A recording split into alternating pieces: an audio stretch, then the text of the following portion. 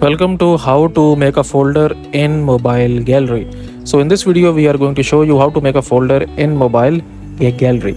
But before start of this video, I want you guys to like this video and subscribe to my YouTube channel. So first of all, what you're gonna have to do, as you can see that I am on iOS, but this tutorial is for Android as well. So first of all, what you're gonna have to do, you will just open up your device gallery, and then in the gallery you can see the plus icon at the top.